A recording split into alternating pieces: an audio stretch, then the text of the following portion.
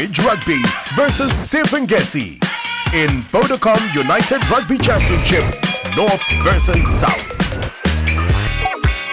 Rugby, it's the top 8, baby! It's the Vodacom URC top 8. What rugby we have seen, Robbie! We are here. It's almost time, very close. I'm just counting down the days, the hours, the minutes, the seconds even, until we're at that first quarter-final on Friday night. It's getting so close now to the real knockout, proper rugby of rugby and rugby. It goes down to the top 8 now in the Vodacom URC, baby. I look forward to it. We've got some big games coming up. I've loved the North versus South battle. I look forward to see what's going to be happening in the top 8. It's been a pulsating final round. Fixtures, it was Stormers who claimed the SA Shield, Leinster, the Irish, Edinburgh, the Scottish and the Italian, and...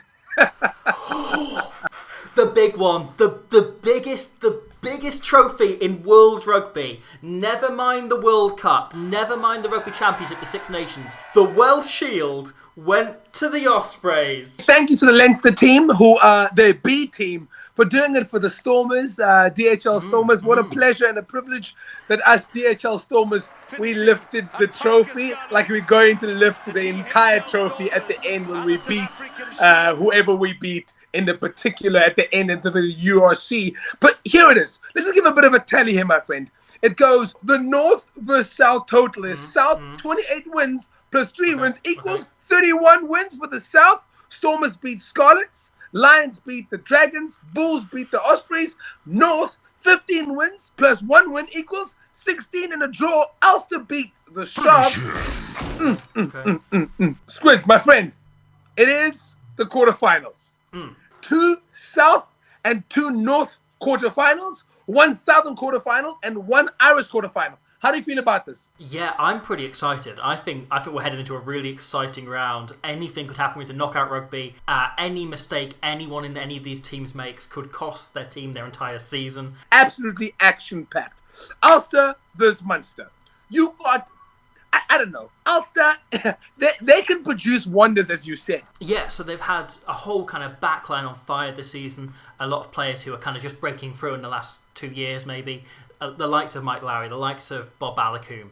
We have Bulls versus Sharks. I want them both to win. It's very sad to have to pick between the two, but Marcel Coetzee has been having a blinder. 9 tries this season. How is it even possible? 9 tries. We have Lowe with a high 4 successful carries. Unbelievable. And then we have Chlobla. Chlobla cannot be stopped. He is fit. He is fast. He is unstoppable. But then, the Sharks. The Real Madrid of rugby. We have Cohen Bosch. He's been cool, collective, currently 124 points this season, second in the league. We have Bonambi. Bonambi. He is a rhino. If there's no rhinos in the wild, you've got Bongi there. Mampimbi. Just give Mampimbi the ball and he's scoring. Give him the ball from Eastern Cape to tries on every single try line in the world. Mampimbi all the way. I look forward to that game. Leinster versus Warriors.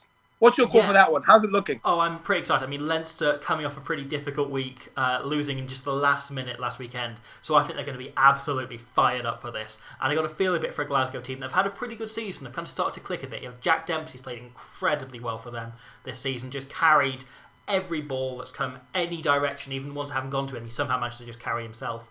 And I think Ali Price as well, the Scotland scrum half, has been playing really, really well, and I'd be keeping an eye on him if they're going to create anything, if they're going to really challenge Leinster. But Leinster just have so many really excellent players they can dip into. They could pick literally any combination of players, and I just feel them playing at home as well, and having the sheer kind of fury and motivation of the last week that they've had to go through means that they could really, really be very difficult to stop, and this could be a really rough week for Glasgow. Now, this game, DHL Stormers versus Edinburgh, I will not even hide my bias. I won't even mention anything about Edinburgh. What I will do is mention everything about DHL Stormers. It will be at home. Evan Roos, 125 successful carries, which makes him the top. He's been unbelievable. He's been young. He's been consistent. I look forward to seeing his future. We got Liebok, who's been, I just want to say, the perfect epitome of what rugby is all about. He struggled in many other teams, was on the bench, and now he is number 1 in the scoring. He's 147 points. And then we have Khalat Willemster, and Kishoff. All of them have been consistent. Siabelo Sonatla, Black Lightning, unstoppable. Damien Willemster, at centre, he has been great. Edinburgh, good luck to you. Stormers, easy win. But I think Edinburgh just flying. I think they've been playing some really great rugby all season, and it's been in patches a bit, but when they've clicked, they've really clicked. I think they were the most successful northern side in South Africa. They, came and won a game there, which doesn't sound that impressive when I suddenly say it like that, does it? Really doesn't sound as impressive. But they've also got quite a strong pack that's kind of continued on from previous years. They've got a few injuries in there at the minute coming into the end of the season, but they do have the sexiest man in rugby, Dave Cherry, who loves to latch on to the back of a line-out maul, great at breaking off and scoring tries off the back of a maul. All I know is Kishoff. All I know is Sinatla. All I know is Libok. All I know is a win by DHL Stormers. What's your prediction for the first quarterfinal? Ulster versus Munster. What do you think the score's going to be? What's going to happen? Munster by 2. I think sneaking it right in the last 10 minutes. To be honest, I hope both of them lose. But anyway, I'll say Ulster by 2 as well. What about Bulls versus Sharks?